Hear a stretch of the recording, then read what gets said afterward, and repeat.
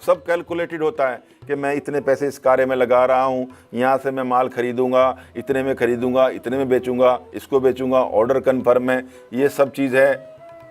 बिल्कुल आप कागजों में प्रॉफिट के ऊपर होते हो, लेकिन जब प्रैक्टिकली ये कार्य होता है तो कोई समस्या आ जाती है। पता चला जिसको आपने माल भेजना था वहाँ कोई गड़बड़ हो गई, रास्ते में माल के साथ कुछ हो गया, या जितने का आपने ख़रीदा था अचानक रेट कम हो गए, जिस पार्टी को आपने बेचा था उस पार्टी के साथ कोई प्रॉब्लम हो गई।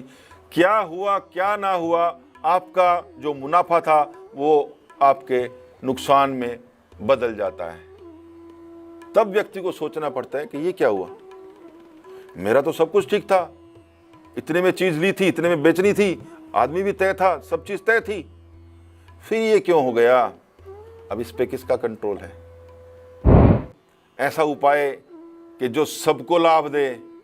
आज के समय में धन प्राप्ति का, कि धन कैसे प्राप्त हो, हर कोई चाहता है धन मुझे जल्दी से प्राप्त हो जाए। मेहनत भी करते हैं लोग, लेकिन कई बार कड़ी मेहनत करने के बाद, बहुत कुछ अपना धन, मेहनत, बल झोंकने के बाद व्यक्ति को निराशा हाथ लगती है। सोचता वो लाभ की बात है, लेकिन घाटा मिलता है। सब कैलकुलेटेड होता है कि मैं इतने पैसे इस कार्य में लगा रहा हूँ, यहाँ से मैं माल खरीदूंगा, इतने में खरीदूंगा, इतने में बेचूंगा, इसको बेचूंगा, ऑर्डर कन्फर्म है, ये सब चीज़ है। बिल्कुल आप कागजों में प्रॉफिट के ऊपर होते हो, लेकिन जब प्रैक्टिकली ये कार्य होता है तो कोई समस्या आ जाती है। पता चला जिसको आपने माल भेजना था वहाँ कोई गड़बड़ हो गई, रास्ते में माल के साथ कुछ हो गया, या जितने का आपने ख़रीदा था अचानक रेट कम हो गए, जिस पार्टी को आपने बेचा था उस पार्टी के साथ कोई प्रॉब्लम हो गई। क्या हुआ क्या ना हुआ, आपका जो मुनाफा था वो आपके नुकसान में बदल जाता है। तब व्यक्ति को सोचना पड़ता है कि ये क्या हुआ, मेरा तो सब कुछ ठीक था, इतने में चीज़ ली थी, इतने में बेचनी थी, आदमी भी तय था, सब चीज़ तय थी, फिर ये क्यों हो गया। अब इस पे किसका कंट्रोल है। अब यहां बात आती किसका कंट्रोल है। भैया ले दे के कंट्रोल तो फिर वो वही बात आ जाती है ना, ग्रहों का कंट्रोल है, समय का कंट्रोल है। अब समय काल इसकी गति बड़ी विचित्र है, किसी को समझ में आती है, किसी को नहीं आती।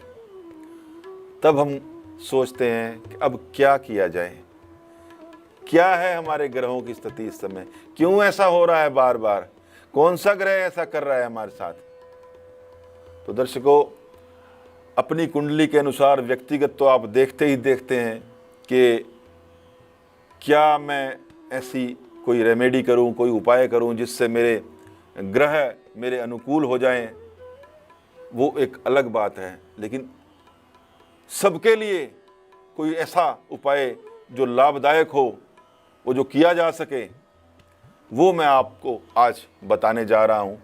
छोटा सा उपाय है, आराम से किया जा सकता है।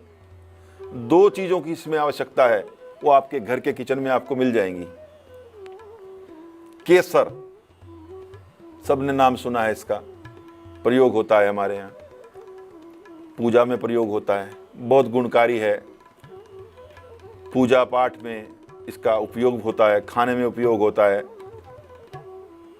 साथ में हल्दी, दूसरी चीज़ पिसी हुई हल्दी हमारे किचन में मिल जाती है।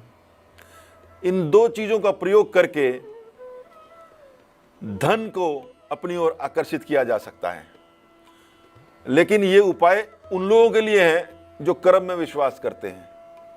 मात्र उपाय करने से धन कभी नहीं आएगा, कर्म तो आपको करना ही पड़ेगा। तो दर्शकों, किस प्रकार से इन 2 चीज़ों का उपयोग करके आप धन को अपनी ओर आकर्षित कर सकते हो, माँ लक्ष्मी को अपनी ओर आकर्षित कर सकते हो। उपाय करने का दिन बृहस्पतिवार। छोटी सी कटोरी या छोटी सी प्लेट लीजिए, उसमें थोड़ी सी हल्दी और थोड़ा सा केसर डालिए, शुद्ध जल उसके अंदर डालिए, घोल लीजिए उसको। चाहे कोई सिक्का ले लीजिए, दुनिया की किसी भी करेंसी का हो, चाहे कोई नोट ले लीजिए। अगर नोट लेते हैं कोई, तो उसमें ये ध्यान करें कि जो नंबर होते हैं नोट पे लिखे हुए, या तो उसका शुरू का नंबर 3 हो, या उसका लास्ट का नंबर 3 हो, या टोटल 3 हो, किसी भी तरह से नोट आप ले सकते हैं।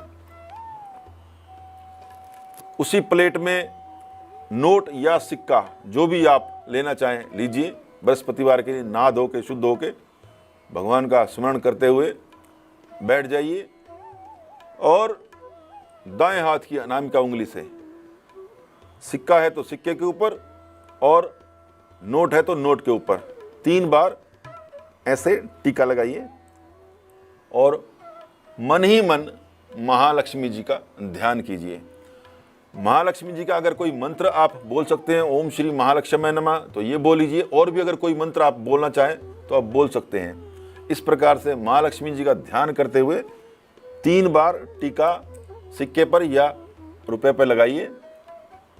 घर के मंदिर में जो पूजा स्थल है वहाँ पे उसको रखिए, सुबह रखिए और संध्या समय हाथ जोड़ के उसको वापस उठा लीजिए। चाहे तो अपने पर्स में रखें, चाहे तो अपनी दुकान में अपने गल्ले में रखें, चाहे तो अपने घर की अलमारी में रखें, कहीं पे भी उसको आप रख सकते हैं। छोटा सा उपाय है, ये उपाय किसी भी शुक्ल पक्ष के बृहस्पतिवार के दिन आप कर सकते हैं। इस उपाय के करने के ठीक 4 बृहस्पतिवार जब बीत जाएं तो यही उपाय आपको पुनः एक बार रिपीट करना है। 3 बार ज़्यादा से ज़्यादा इसको रिपीट कर सकते हैं, उसके बाद आप सिक्का या नोट बदल दीजिए। ये उपाय कंटिन्यू आप साल भर करते रहिए और अपना कर्म भी करते रहिए। देखिए महालक्ष्मी किस प्रकार से आपके ऊपर कृपा करती हैं और धन की आवक जो है आपके ऊपर बनी रहेगी। कहीं ना कहीं से आपका जो धन है उसका फ्लो जो है वो बना रहेगा, अटकेगा नहीं। उपाय छोटा सा है, साधारण सा है, लेकिन करके देखिए, इसके लाभ बड़े चमत्कारिक हैं। तो आज के लिए बस इतना ही दर्शकों। अगले एपिसोड में कुछ नई जानकारी के साथ आपके समक्ष प्रस्तुत होऊंगा। तब तक के लिए आज्ञा दीजिए। नमस्कार।